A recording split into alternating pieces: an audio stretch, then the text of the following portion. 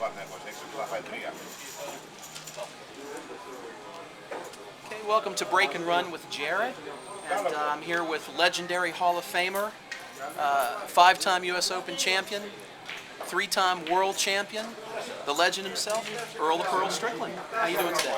Okay, Jaared. How are you? I'm doing wonderful, doing wonderful. I just had a great lesson with Earl here at Steinway Billiards, and he really is a wonderful instructor, I have to tell you. It's fantastic. And tell me, how did this come about with you being an instructor here in New York? Because I know you're from North Carolina, correct?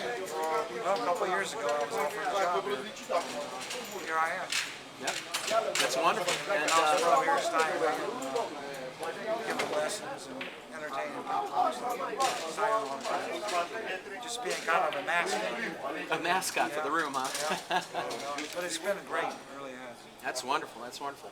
So I know that you just had a recent stint with the Mosconi Cup last year, and you were back on the team for the 20th anniversary of that. And unfortunately, I know that Team USA lost.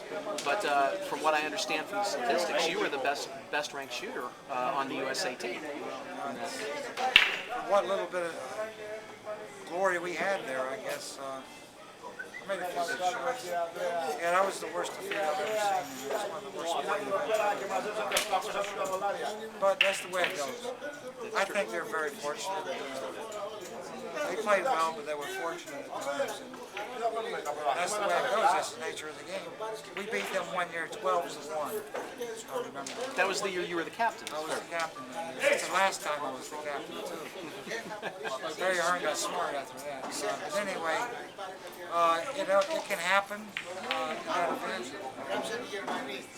It happens.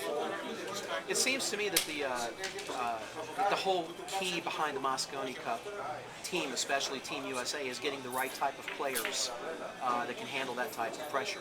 And it seems like to me that people like you, Shane Van Boening, you definitely handled the pressure incredibly well. It was just unfortunately it seemed like the rest of the team didn't quite handle it as well as could be expected. Yeah, they'll struggle to get a team together that can handle pressure again too. But it's the most pressurized game in the whole is the Mosconi Cup probably. It's a live event. It's not taken away or nothing. And now they're starting to make the pockets a little bit smaller for the first time. I don't know exactly what the conditions will be next time they play, but last time I played, the pockets were very difficult. I thought they were small. It seemed like also that the They spot still went in a little too easy, though. As I saw the Europeans, but it's funny, the ones that we hit bad weren't going in. right. They were kind of hitting balls bad, they were going in. I'm going, what's the deal here? I still say the pockets were too big as far as hitting the rail.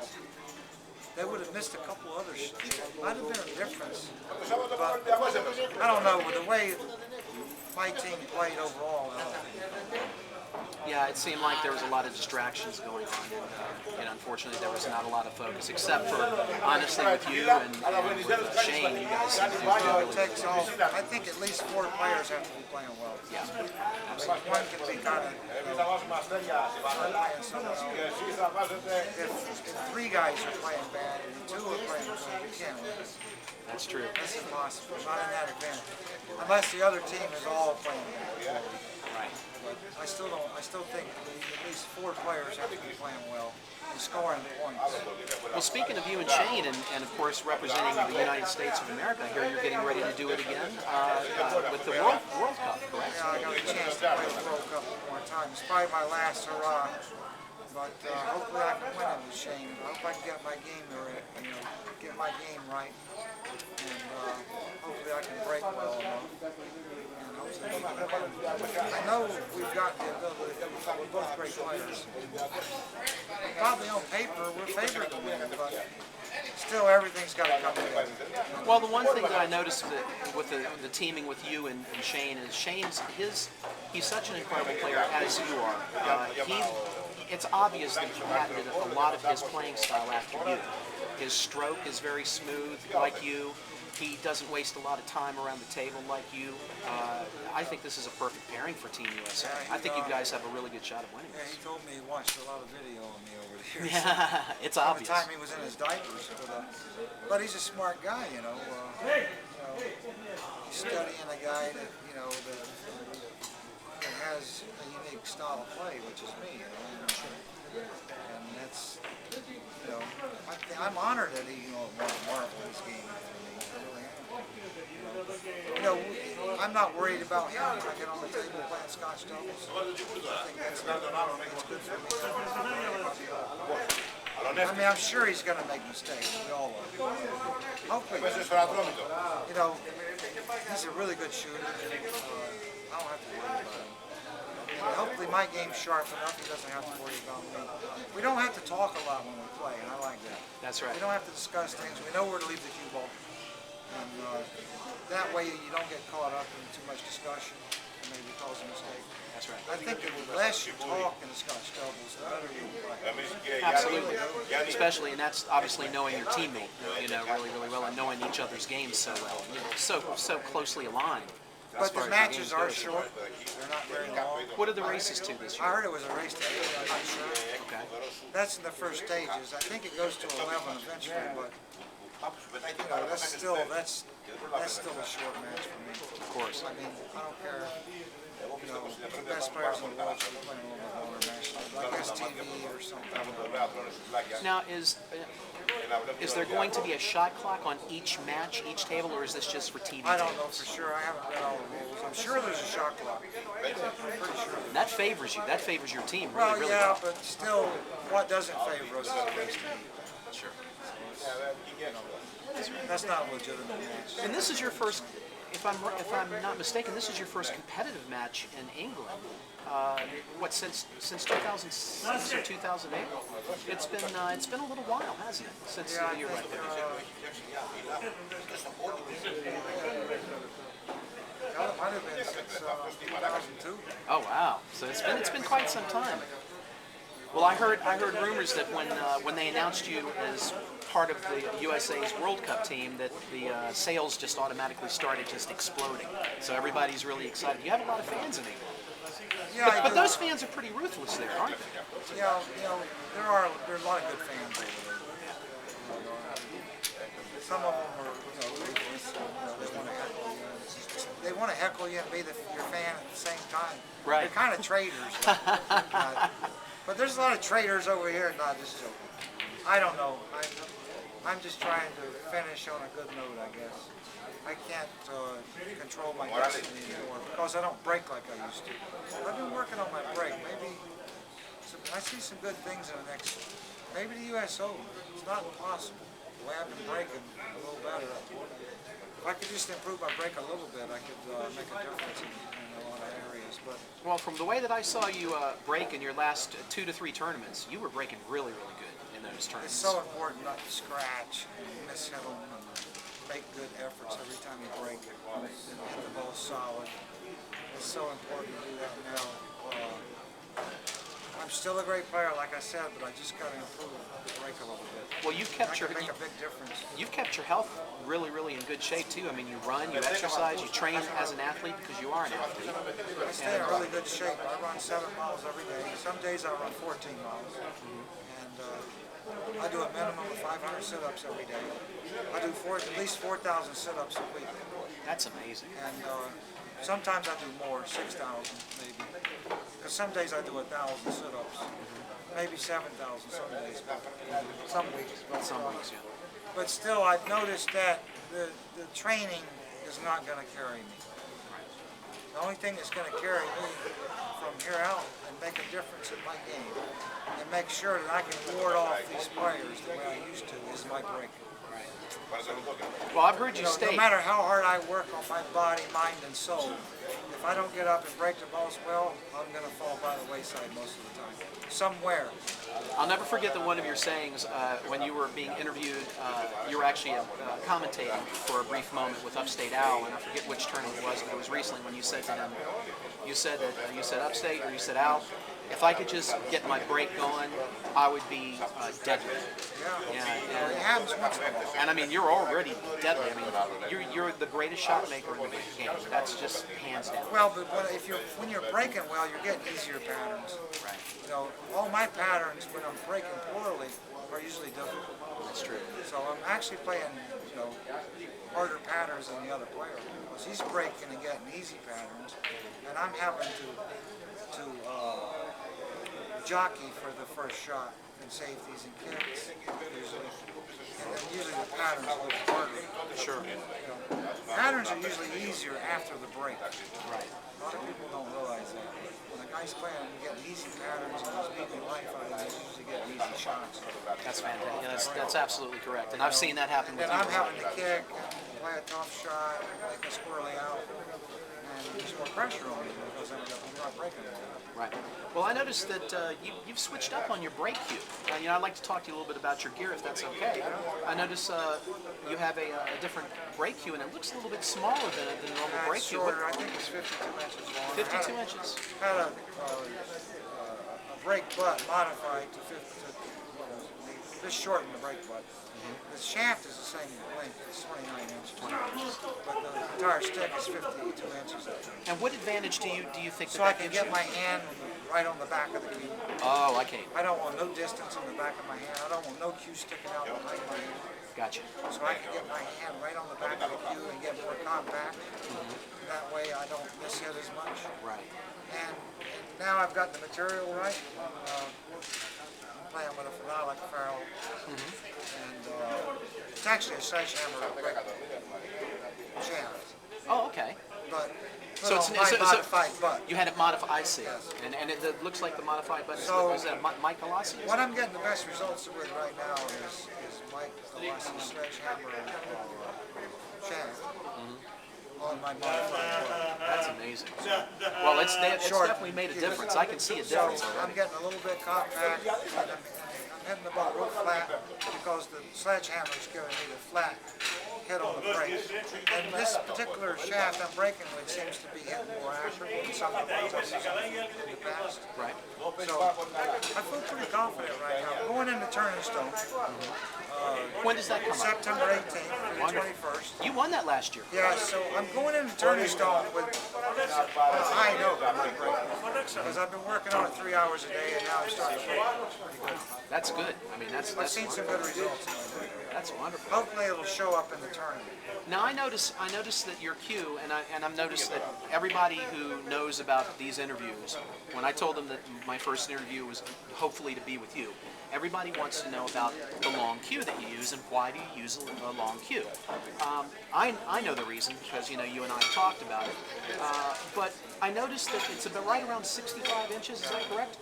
And not a lot of people know this, but it seems like you have a pretty basic shaft with it, like 13 millimeters. And what kind of tip do you Smaller use? 13 millimeters. It's a long, very long taper. Long taper, long pro taper. My shaft is the very longest taper in the world, probably. I And, probably have a longer taper than anybody in the game. and everybody knows that you spin the ball better than anybody else in the game. Even today, you've been doing it for years. Well, the key to that, I think, is the Elk Master. The Elk Master tips. I think the Elk Master tip is still the best tip. It's a $2 tip. Of course, you got to find the right one. Yeah. That's important. I think all tips are that way. And now it's a solid piece of leather, right? It's not layered or anything of that nature. The Elk No, it's Master's just one solid piece. one of solid elk piece. hide. Elk hide. Now, the new ones are not made out of it. Oh, they're not. I don't think they are. Oh, okay. They don't seem to be like the old ones. How do you find So the I old ones? search for old ones. Ah, I don't seek the new ones. I understand. The new ones don't suit me at all. So I won't use them. They could give me thousands of them and I wouldn't use one of them. Well, I tell you, you've obviously, tapped into something with having the longer cue. I mean, it's obvious because you see so many of the other players today now, they're using longer cues. People like Shane Van Boening is using a longer cue. Smarten them up. Yeah, very true.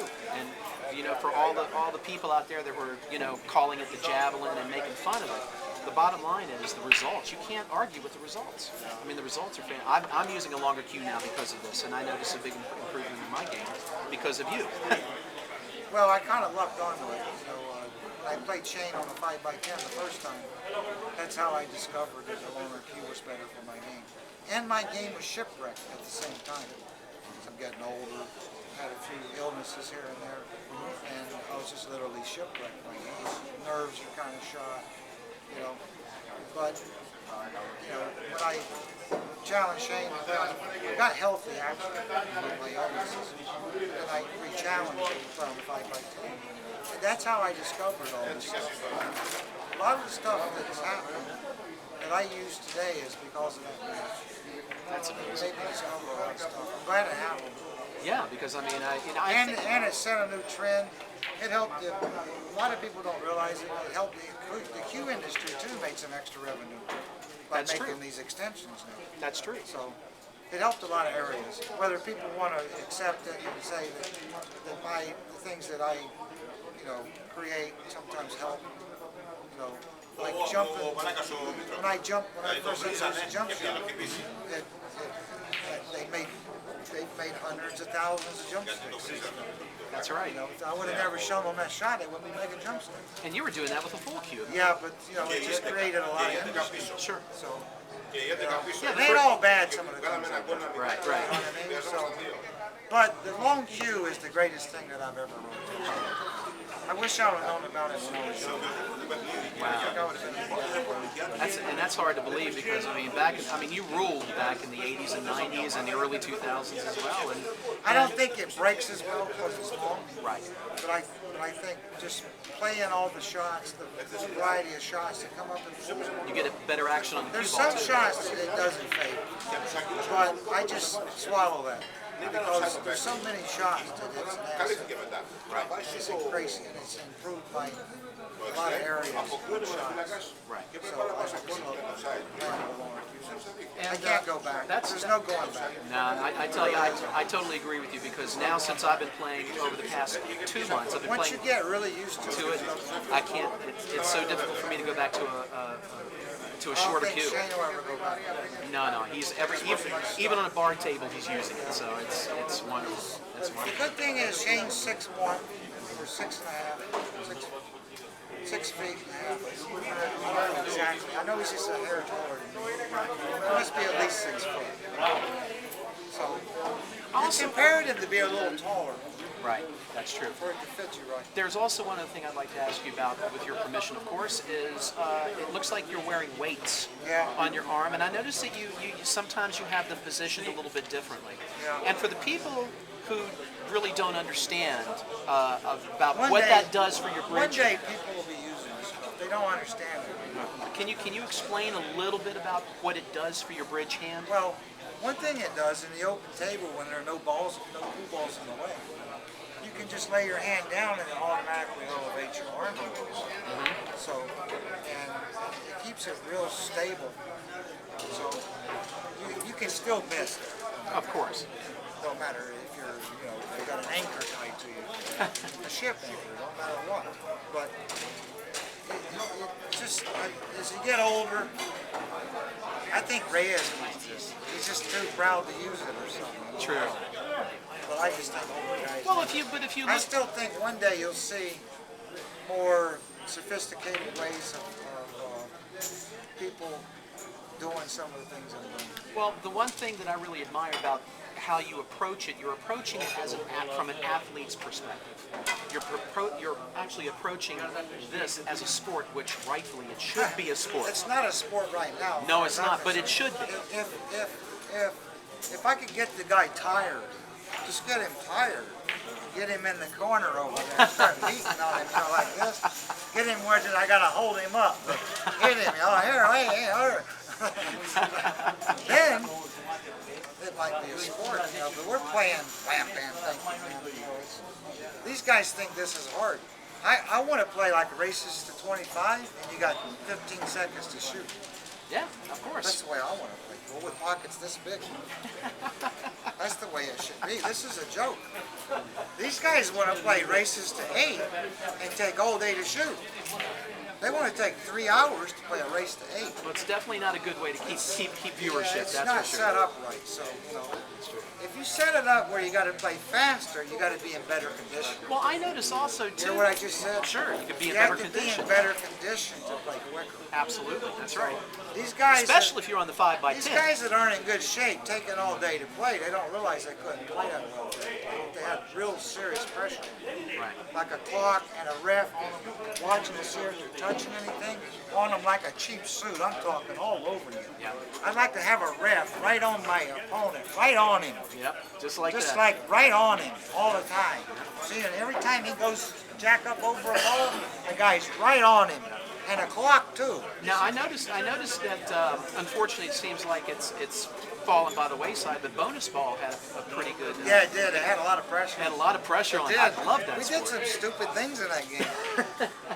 You know, I sat for a long time. One time when you're playing the last half of the match, and you're on the end of the rotation, you sit for a long time at times. That's right. At the end of the rotation. That's right. So I sat for about 30 minutes one time, and I finally got a chance to get up and win. I shot a ball and played the wrong position. Oh no. I had the easiest out too in the world. Got up and played the wrong position for their spot, played for their pocket. So I like that game. Yeah, it's a beautiful You've game. really got to be in good shape. Now I did excel a lot in that game while we played. There were times when the clock was ticking and I didn't have much time to shoot. I had a tremendously hard shot. I got down and I delivered. Yep. You know what I mean? And that Racing I table. delivered. That Racing. With I'm talking not much time to go and gut wrenching, you know, pressure. Yeah, it was beautiful. Serious to watch. It was pressure. beautiful to see. Pockets were real little too. 3 and 7/8 They were inches. real. Really tiny. At first they were so little it was a joke. Yep. I mean, they were real little, and then they opened them up a little bit. They were still little It's then, kind of like table number 3 here at but Steinway. that was some kind of pressure. It really was. You didn't really know what to do when you get up. You didn't have no time to think about it. The one thing I noticed that was so great about the New York Pride, you were the captain of that team, is that you had two wonderful players that could handle the pressure. You had Warren Kiamko, the Warrior, who was fantastic, and of course Larry the Truth Neville. Fantastic players, could come with any shot at any time, any given time. And it seemed like, especially when you guys were playing the Scotch doubles, or in the beginning and the end of the first game of the match and the last game of the match, it seemed like when you were playing position for each other, there was no talking. Like you said, everybody knew each other's game, and it was just absolutely That beautiful game you have to watch. play a lot of. It seemed like to me you had to put more spin on the ball to get where you wanted to get. That's right. All the time. Than 9-ball. That's exactly right. That's what it seemed like to me. And when you didn't spin the ball enough, that's when the team would Well, self-destruct. in 9-ball, you've got all 6 pockets to work with, but in bonus ball, Yeah, you you only only have three. 3. Yeah, That's right. it's an One side interesting pocket game. and 2 corners. That's why I think there should only be 4 pockets in the pool. You know, I'd heard you And say then that open quite the a bit. pockets up to a nice size where you can, move, make the shots and move the cue ball. You can't have them too tight because you're going to have to play, really wild shots to get in position because the sides are gone. So just leave them, pretty much 4 3/4 pocket. Okay. Heat the table and take the sides off, and you'll see some wild. Now, when You'll you see some good balls. when you say heating the And table, then you'll see a little more strategy because nowadays when you make a mistake, the guy can start breaking you off the table sure, by one mistake. right. But in a format with no side pockets, I don't think the player can always do that to you. That's right. I think that the fact that the sides are gone will slow his breakdown. Even if he's making balls, he won't be able to get out all the time. Right. So you get a chance to get back to the table and play. That's exactly So right. you need it where a player can shine, but not always. Right. That's the way the game needs to be set up. And that's more like a sport too. Yeah, I mean, you really have to the way be it is athletic now, with that too. they want to get me in the chair, start breaking, and I don't get to play. I And I understand. don't get to show my ability. That's hogwash. Yeah. You know what I mean? You don't want it. And like it's not good for viewership. You either. don't want it like that. And you got to have it where there's some mystery about it. Sure. You understand? Now I noticed you said Even something. when you got ball in hand, there's got to be some kind of mystery That's every right. time.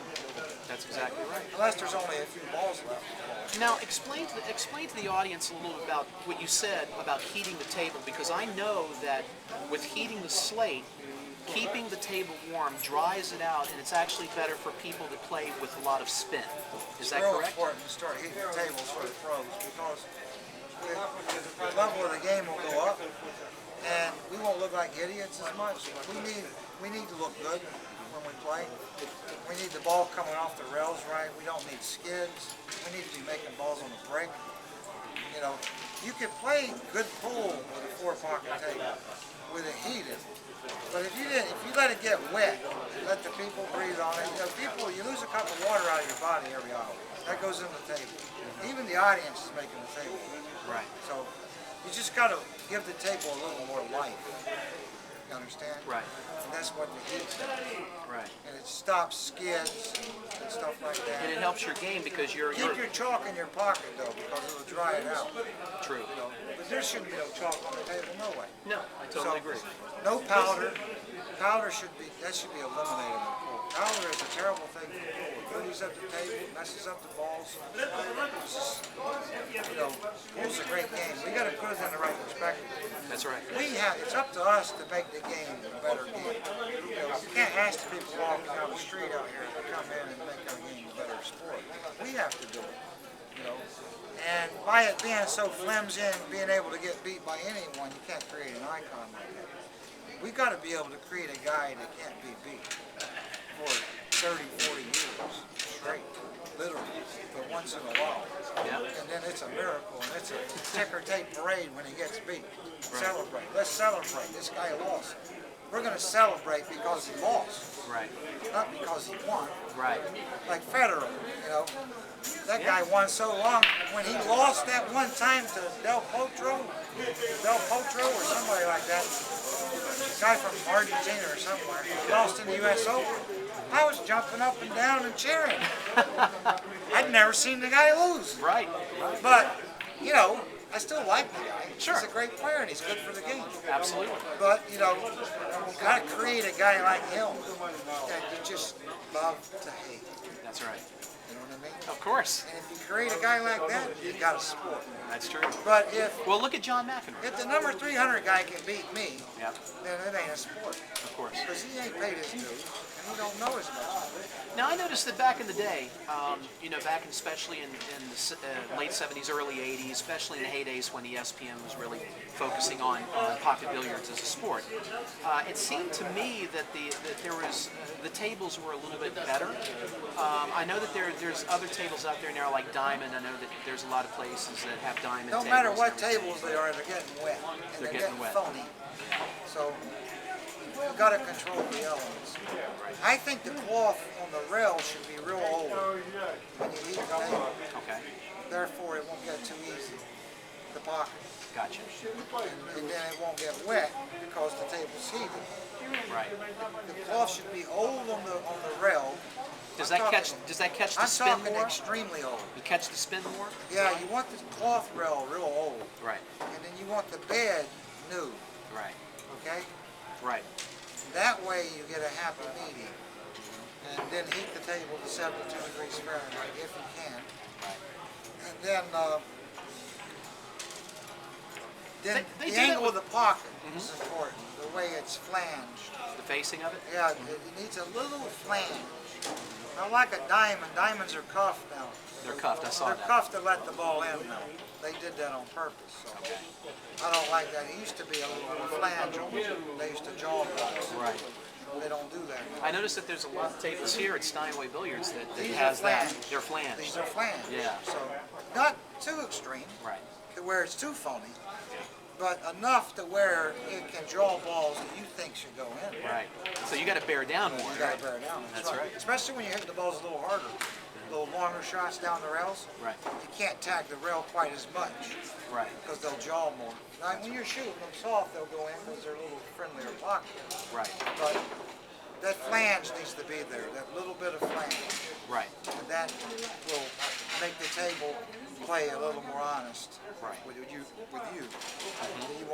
You won't take everything for granted. That's right. You have to bear down. That's right. So your next big event then, as we were touching upon, is Turning Stone. That's coming up in September. And then after that, you'll be at the U.S. Open. But After that, I go to the World Cup with Shane. Oh, that's right. At the end of the month. 23rd we leave. That's right. Actually, leaving on the 22nd. Right. Our first match is on the 24th with Croatia. Now, I saw also that after that, when it comes time for the U.S. Open, that I think it's October the 10th, you're playing an exhibition match with Efren Reyes. Is that correct? I think so. Yeah, and that's at the Q Masters, if I remember correctly. I think that's where it's going to be, if I remember reading that correctly. This U.S. Open? Yes. Look, I think October the 10th. I think they have you listed as playing with Efren Reyes. I didn't know that. Yeah. That's a new one on me. I'm glad you told me. Yeah. I have to practice up for it. Well, Earl, I really appreciate your time, sir. Thanks a Thank lot, you very Jaared. much. And of course, if anybody wants to get in touch with Earl Strickland and take lessons from him, you're the house pro here at Steinway Billiards in Astoria, Queens, New York. Call right here at Steinway. Call right to Steinway, and you book. Can you tell people your rates at the moment? It's $75 an hour, and Minimum 2 hours for the well, first. I would recommend a 2-hour minimum. Right. But, With rates like that, you might as well go 3 or 4, right? well, if you come from a long distance, you should take at least a 2-hour minimum. Sure. Fantastic. Just in a neighborhood, you want to take an hour, that's fine. Fantastic. Well, Earl, good luck to you. Thanks, Jaared. Thanks, Jaared. Thank you so much. Thanks for your time.